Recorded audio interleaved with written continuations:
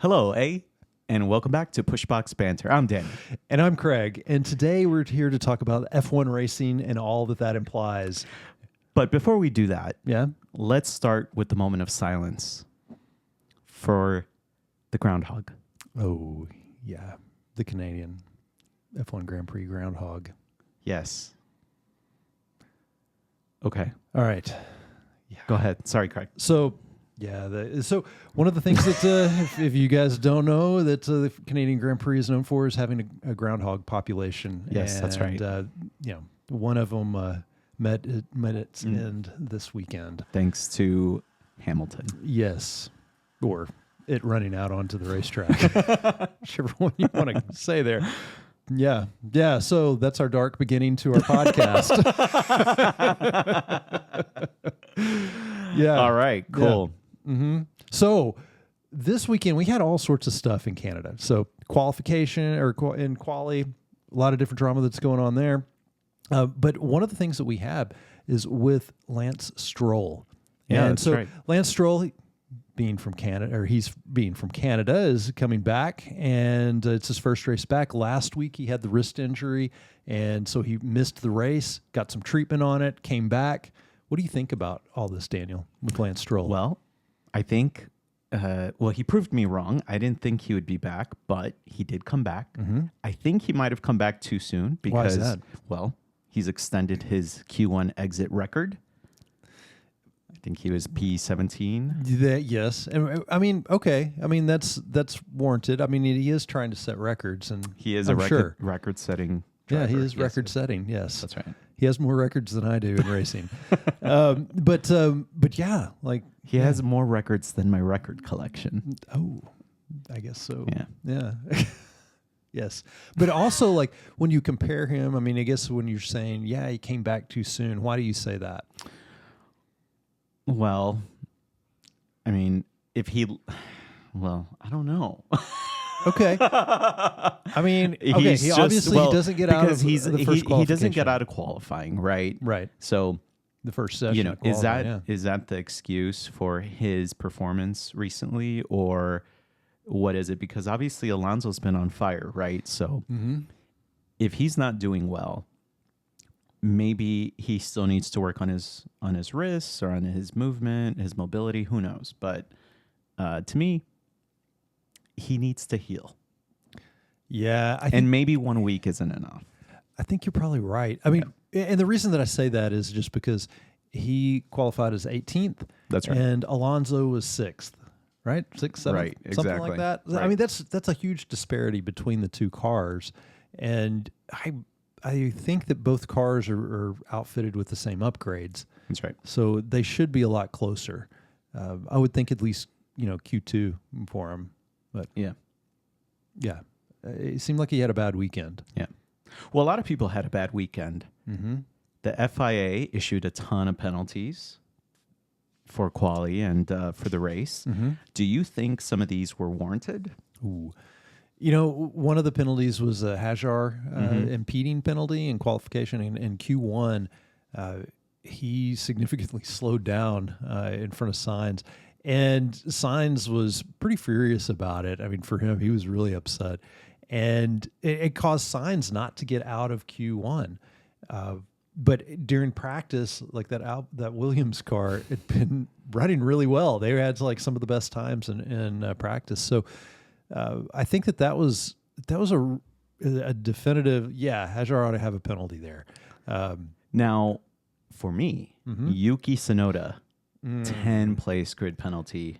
Talk about that one a little bit with Yuki. Yeah, so Yuki, during one of the practices, during a red flag, basically didn't follow direction and passed and was, I guess, driving still too fast while the red flag happened.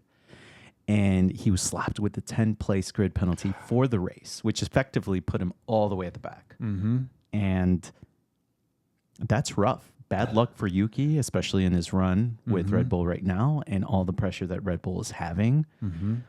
Doesn't look good. No, it doesn't. It's weird with Yuki and some of the things that have happened with him. Yeah. And Agreed. the FIA, that to me seems too harsh. Like a 10 place grid penalty. I agree, but they're not playing around with that sort of thing. That's Safety. true. Yeah. That's true. But yeah, that still seems too harsh for me. Yeah. Gasly, Lawson, they both started from pit lane, but I guess they did some changes under Parc Fermé on their car. So they started way at the back as well. So there you have it. Yeah. Yeah. Hamilton and Ferrari have been in the news. They've had some interesting things there. So the Yeah. top two racing papers, publications, whatever, journalists, whatever, that they put out this past week, like in a joint effort to try to get Fred Vasseur fired. Like, what? Like, Fred's only been there for this is his second year. Yeah. Ferrari is, I guess, a little disappointed in some of their race results, but I mean, let's look at this a little objectively. Like, he's brought in tons of revenue for them with sponsors, bigger sponsors. He's got Hamilton, which is a huge thing for them. That's right. Now, okay, you can argue, hey, Hamilton hasn't had the top of his results, but still, that's great. I think it's kind of crazy that they're wanting to get rid of him. I think it's a little crazy, but the car needs to work. So regardless of who's driving it, they got to build a car that's in good working order. Now, at this point, it's not looking like it's going to happen this year. Hamilton basically said, hey, I'm not at one with the car, and I don't anticipate being at one with the car this whole season. Yeah. So do we call this season a wash and just wait for next season?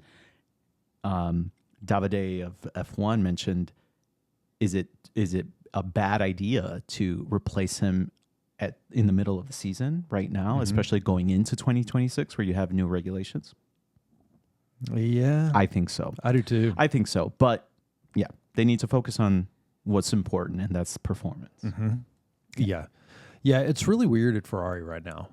You overall, like, you're looking there in third place in the Constructors' Championship race, and it's a tight third place with with Mercedes just being a little bit in front of them. So, I think that they can make that up, and but at the same time, I mean, they're not that far behind Mercedes, and they may not be that far behind behind McLaren either.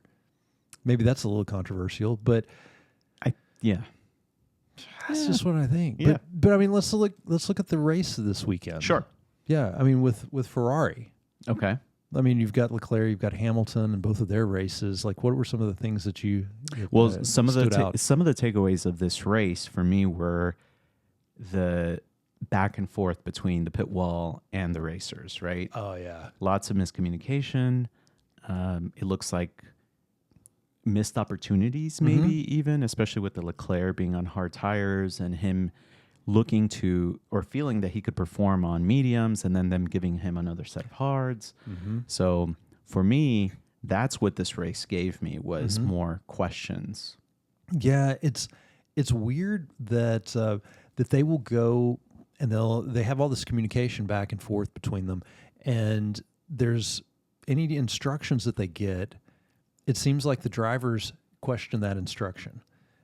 And maybe that's by design, but we don't see that a lot from the other teams. You'll see that a little bit from Alex Albon and Williams. And Sainz. Yeah, and Sainz. Yeah, I mean, from time to time, you'll see some questioning. And maybe that's good. Maybe that's fine, and it's designed amongst the team, and they talk about that. But it doesn't seem like when they do that, it doesn't seem like they're all on the same page from the get-go. Like, right. it's like they've talked through a strategy, but they really haven't gotten too deep into the strategies.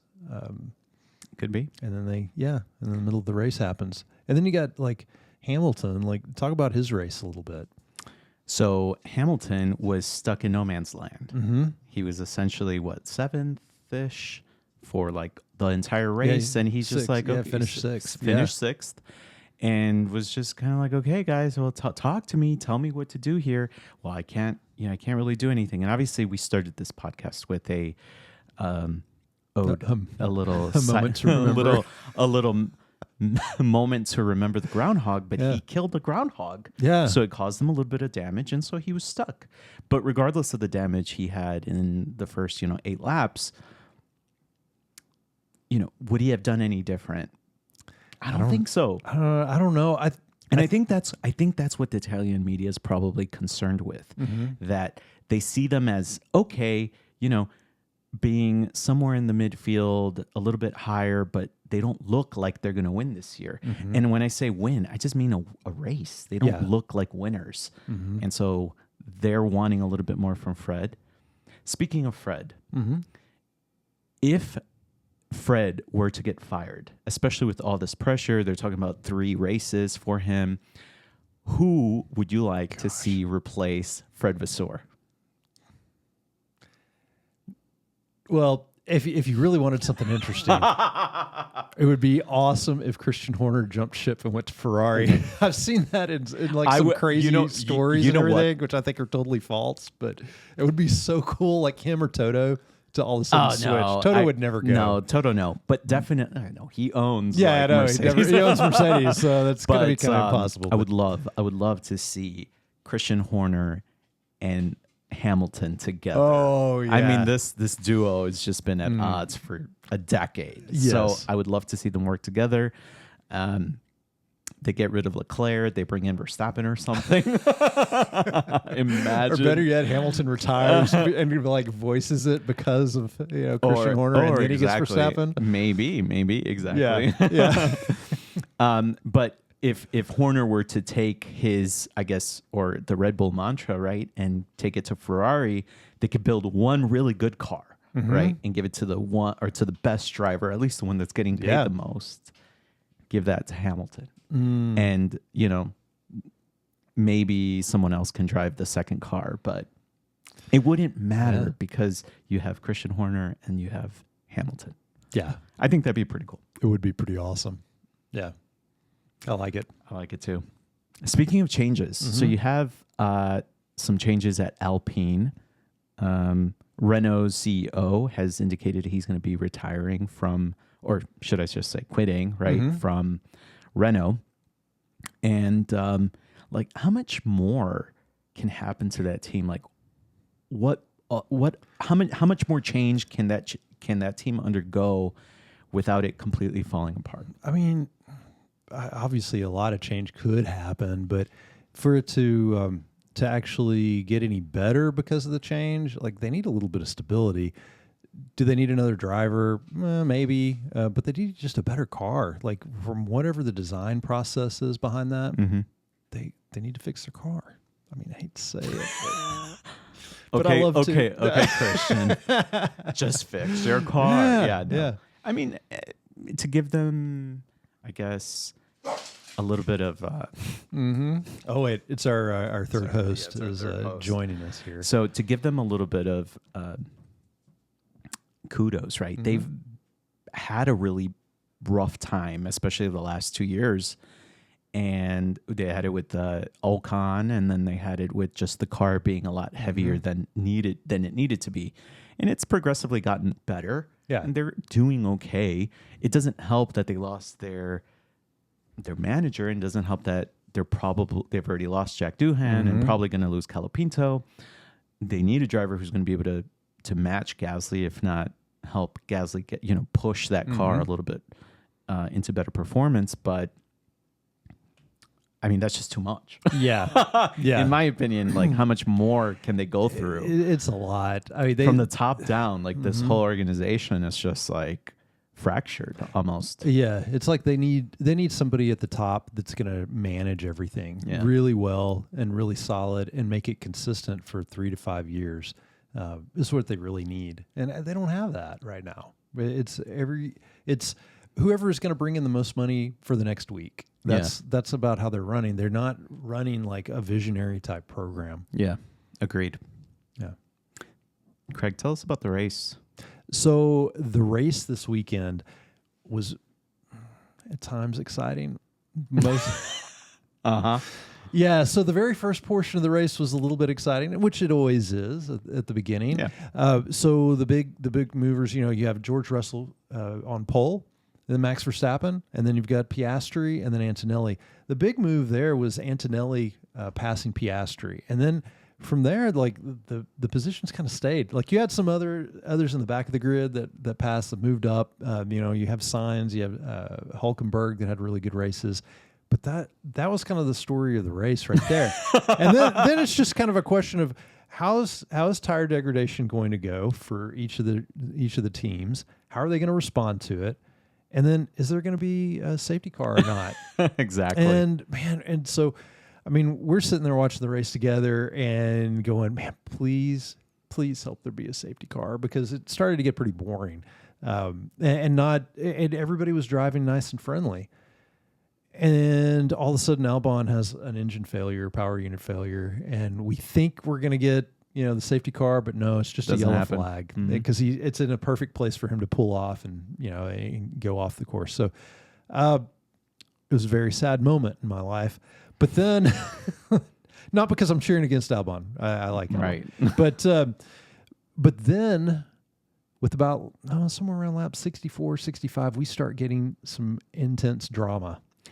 64, 65 of 70. Of 70, yes, of 70. So we really had near the end. We had the first lap, and then we had lap 64, 65 out of 70. Yes. So not a whole lot of excitement, but tell us what happened.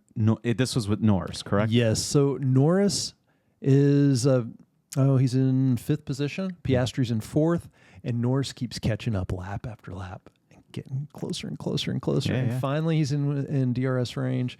And so he goes on the attack and he starts passing. He passes Piastri, and then he lets on one of the curves, and then Piastri passes him back.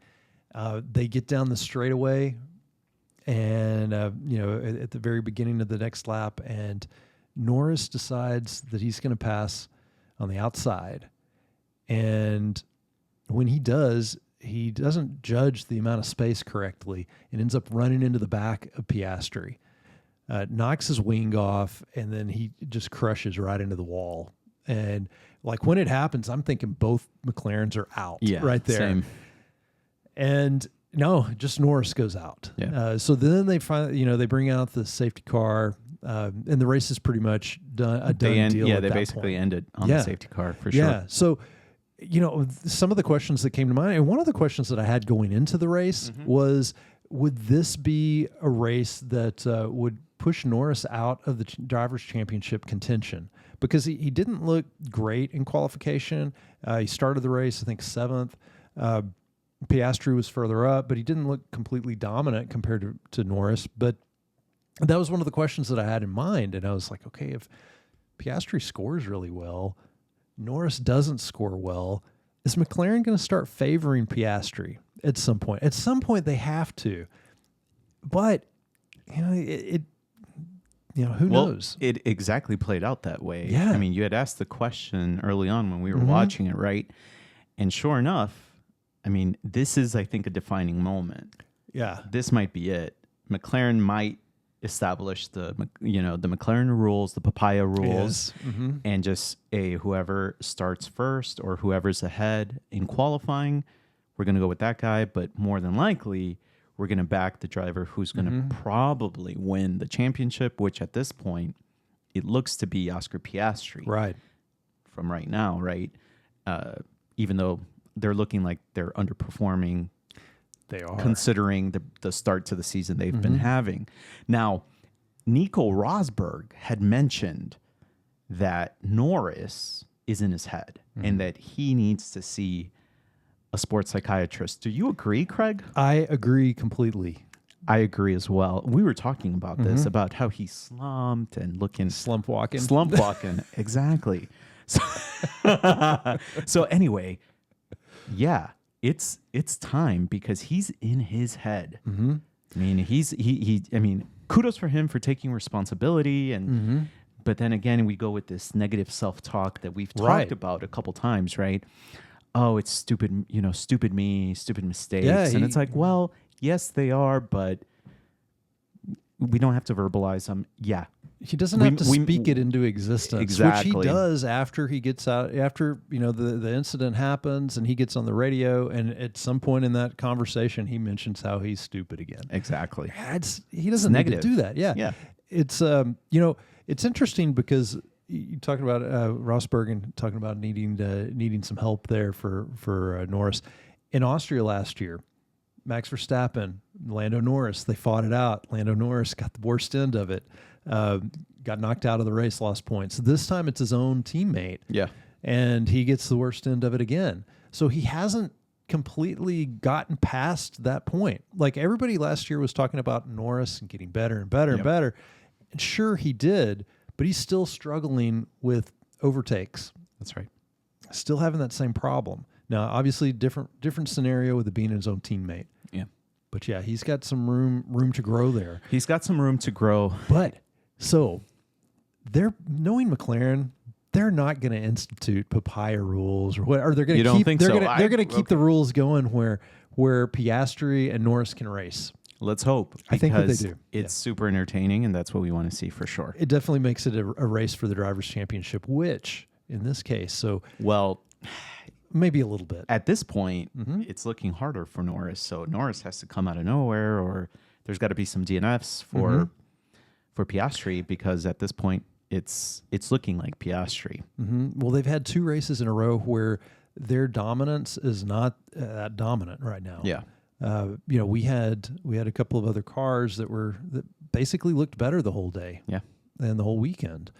So, one of those being Mercedes, the other being the Red Bull for Max Verstappen. Specifically Max Verstappen. Yes. I mean, I guess you could say Yuki's looked pretty good too, in a way, if you want to spin it a certain way. But yeah, I mean, so what did you think about Mercedes and their weekend?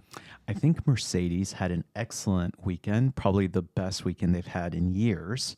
Or at least in a long time. In a very long time. I mean, for Antonelli himself, to be one of the youngest, third youngest ever to be on a podium, good for him. He deserves it. He's racing with his heart and soul, and he was good under pressure. You had Piastri, basically the championship leader, right behind him for a couple laps, and stayed with the car. The car is looking pretty good. Typically, it works best under cold conditions, and in this case the temperature was fair and it worked excellent. Yeah, and good for them, and obviously good for Russell. I mean, he's not my favorite driver, but flawless. Had a great start, had a great launch. We didn't really see him the whole race because he did his race. They had a bit of a bad pit stop for Russell, but for the most part that team today was as good as you can expect from Toto and team. So yeah, they had a really good weekend. Yeah. What do you think?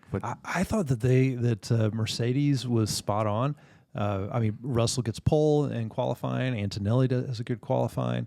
During the race, like Antonelli passing Piastri. Piastri's he's not easy to pass. Yeah. And he took that to him right away. He stayed out in front of him. He had time near the end of the race where Piastri was closing in on him, and he held that off. And I mean, he was close. He was within passing distance, easy, and he held him off through that. I thought they had a great race, great strategy, and executed it flawlessly. Yeah. Other than that pit stop, but yeah, I thought they were looking good. And now, because of the points that they scored, they're in front of Ferrari in the Constructors' Championship. There you go, a little bit more pressure. Yeah. So I think they're looking great.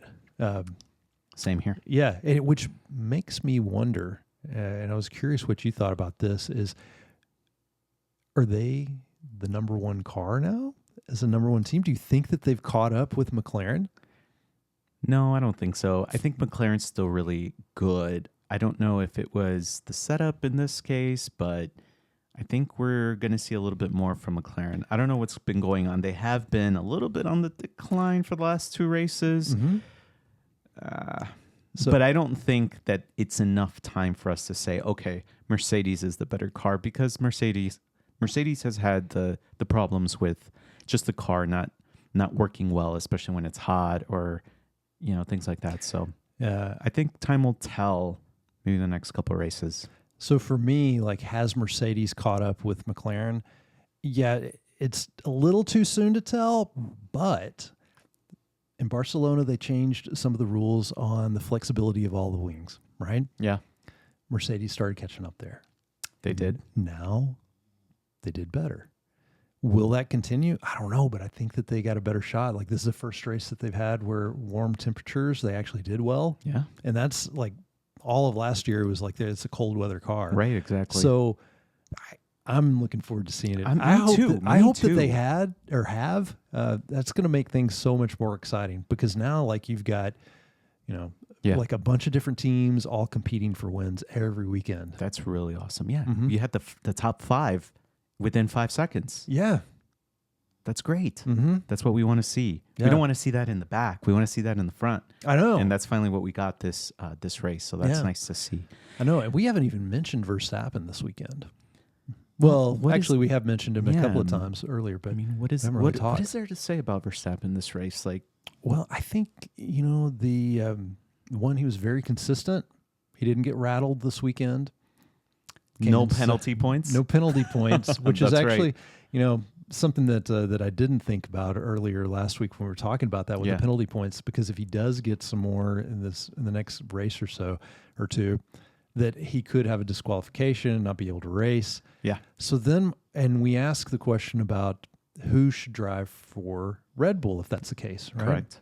And we did not, and I'm a little disappointed that we didn't consider Franz Herrmann to come and replace him. Oh, okay. He gets replaced by himself. That's wonderful. No, it's Franz Herrmann. Okay. His alter ego. You know who I would love to see replace him? Who? Robert Kubica. He actually just won the Le Mans. Oh, really? And for those who don't know, Robert Kubica was a Renault driver and then drove for, I believe it was Alfa Romeo for a little bit. But it'd be nice to see him come back fresh off a win from Le Mans, which is, again, he's one of 2, I believe, F1 winners that have both won in F1 and a Le Mans. And he won it in a Ferrari. Really? Yeah. Pretty cool. Interesting. I know. Yes. If only Ferrari could win in Formula One. Well, at least they're designing winning equipment somewhere. Right. Yeah. Right. So Verstappen, I mean, he's still looking good in the Red Bull. So, I mean, I think that moving forward that we're going to see him, continue to perform well. I mean, like, he is Verstappen. But yeah, he is. But I think that the car is in a good place. He hasn't changed. Well, no. Anyway, so, sorry, go ahead. But I think that the car is in a good place. Yeah. And I think that that's going to continue for the rest of the year. I think that they're going to be competitive. Yeah, they're competitive. Does it mean I don't know what that means. I don't either, because does that just mean he becomes the next Russell and he's just second or third consistently? Okay. If he's consistently second or third every race, does he still have a chance to win the drivers' championship? Possibly, I guess. I mean, he's close. He's now within a couple like 40 DNFs somewhere. Yeah. Who knows? That makes it interesting. You know what I do want to say about Red Bull specifically is that their car is surprisingly reliable. We haven't seen any issues, and we've seen it with Mercedes. So speaking about, how, are they going to be a better car moving forward? They did just come off a couple of DNFs, That's right? true, because of engine failures. Exactly. And we haven't seen that at all with Red Bull. Yeah. So whatever they're doing, though the car is not as fast as everybody would like, especially at Red Bull, they're looking all right. Yeah. Yeah, they're doing pretty good. And they're doing pretty all right. Yeah. Yeah. Is there anything else, Greg? Let's see. Do we have any... next week. Oh, yeah. So next week is in Austria. Yes. So what are your predictions for next week? Wow. Well, this week really it makes me...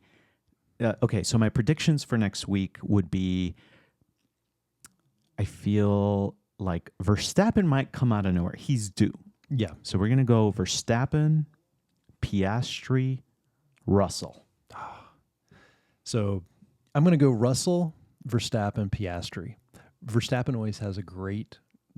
He always does it well there. I mean, most places he does. But I think that Russell is gonna have another good weekend. And Piastri, I think he's going to be strong. I think it's going to be him over Norris. I did struggle when I thought about this right after the race. I was like, maybe Norris is third, but I really think Piastri. Okay, cool. Well, yeah, I think so too. I think Norris is still too much up here. I do too. Yeah. A lot of times though, like Norris, he struggled a little bit earlier this year, and he's come back and he's driven faster, and he had better pace today than Piastri. But He's still missing a little bit. Do we think best of the rest, maybe Ferrari, Williams? I mean, Williams has been surprising us during the free practices and occasionally here and there on a qualifying run. They're looking not that bad. But I think Ferrari, I kind of hope they bring something before, they start changing stuff around. Yeah. I think Williams is doing pretty well, but I don't think they've caught up with Ferrari just yet. But they might be knocking on the door. Yeah. In practice, they looked like they were. Yeah. I mean, and then they had some bad luck in quali and bad luck in the race. Yeah. You had the engine cover flying off of Albon's car. I don't know. And then Sainz had a great drive still. He did. I mean, he started like 16th and ended up in the points, I think? Yeah, I think he got 10th. Yeah. So, I mean, I thought he had a great ride.